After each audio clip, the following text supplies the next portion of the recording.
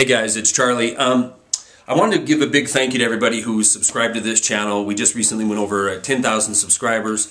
We're about to go over 1 million hits on the website. The radio program is doing absolutely phenomenal. We're having 100 plus people a night show up into the chat room. And, it really makes this worthwhile to have this positive feedback. Now, I still, thanking everybody who's supporting this program, supporting this channel, supporting the website.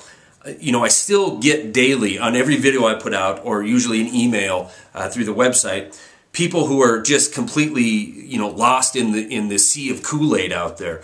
And, on the last video I put out, I had somebody tell me that I'm just anti-Obama. I'm another birther Obama hater, and I'm just mad that Osama bin Laden was killed under Obama rather than Bush. And when I get these kind of comments, it just drives home the reason why I keep doing this. The reason why I do the radio program every night and do these 3 or 4 videos a week. And it's not to hear myself or see myself on YouTube. Certainly not. As a matter of fact, I can't stand hearing myself or seeing my own videos. The reason I keep doing this is because time is desperately short. A lot of people saying, well, you've been saying that for the last couple of years. You and other channels, Vision Victory, DimCat. We've been coming out here saying, that the collapse is coming, it's coming.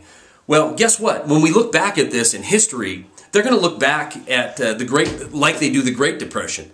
From 29 to 33, things weren't all that horrifically bad. It wasn't until later on in the depths of the Depression that true pain was felt across the country. Things are no different now. We have collapsed. Make no mistake about it. The only ones who haven't collapsed are the same people who brought us to this point of collapse. Now, it's going to be evident, I believe, very, very soon. No longer do they need to keep papering it over with extending unemployment benefits, with having trinkets sprinkling over the economy, like the $1 trillion stimulus package, cash for clunkers, first-time credit, homebuyer credit, and so forth and so on. There's just no need to do that anymore. The bank's reserves are full. They don't need any more government handouts. To give you an example of this, in 2007, the excessive reserves held by banks, according to the Federal Reserve, is about $2.2 billion in 2007. At the end of 2010, it was $991 billion. Now, in April of 2011, that had ballooned up to $1.47 trillion. For those of you who don't know, it takes 1,000 billion to hit a trillion. And we almost have $1.5 trillion in excessive reserve sitting in these banks. Why aren't they lending it out? Because you're not worth the risk.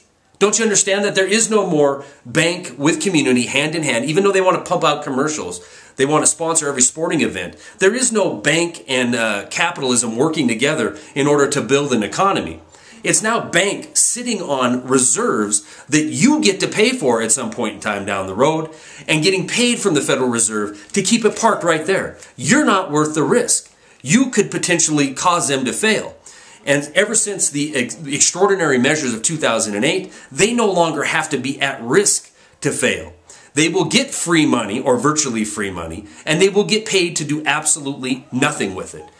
The idea that I get comments of people saying I'm anti-Democrat or anti-Republican or anti-Bush or Obama just reinforces why we are at where we are in this country.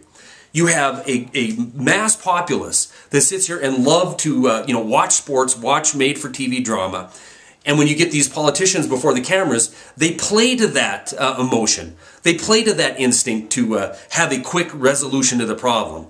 It's not lost on me that Barney Frank in 2007 was out there talking about basically Freddie and Fannie were sound. And in 2008, he was the first to point the finger at the Federal Reserve, at the bankers. Well, what has happened? Did we perp walk a bunch of these guys, send them to jail, break up their companies, make them from being too big to fail, breaking them down to a manageable size so they weren't systemic to the economy?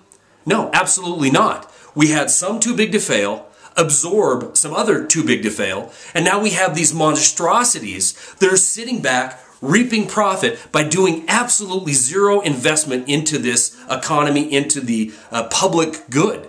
Now, the government owns these institutions. The government's paid for these institutions, but they're still so-called private. That isn't free market capitalism. It's complete and utter fascism. And even under fascism, even Mussolini had control over the corporations. We don't. The corporations have control over the government. i.e. over you. They will determine what you will pay into as far as taxes going forward. They will determine what the austerity levels will be across this country. So it has nothing to do with Bush or Obama. If you think so, well then think about this. George W. Bush started the stimulus packages with this $600 checks to everybody. Barack Obama continued it with $1 trillion so-called stimulus package. George Bush started wars in Afghanistan and Iraq.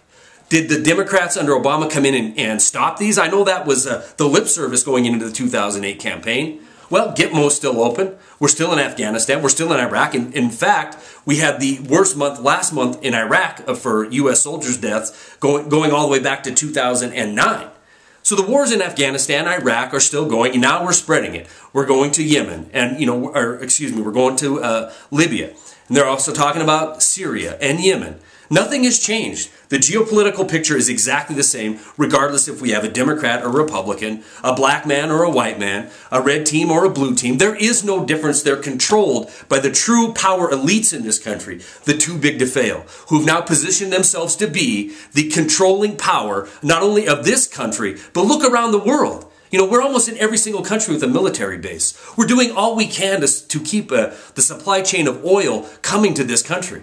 So if you think for 1 second that I'm anti, anything, what I'm anti is anti-destruction of my country. And that's what I see happening before our very eyes. Things are bad, but I can guarantee you this, in very short order, they're about to get a whole lot worse. They no longer need to keep the wool over the general public's eyes. Now they can start to ask you, the people who bailed them out, you are the ones who are going to be blamed for this mess. You are the ones who are going to be asked to deal with the austerity. Stories are attached. That's all I got.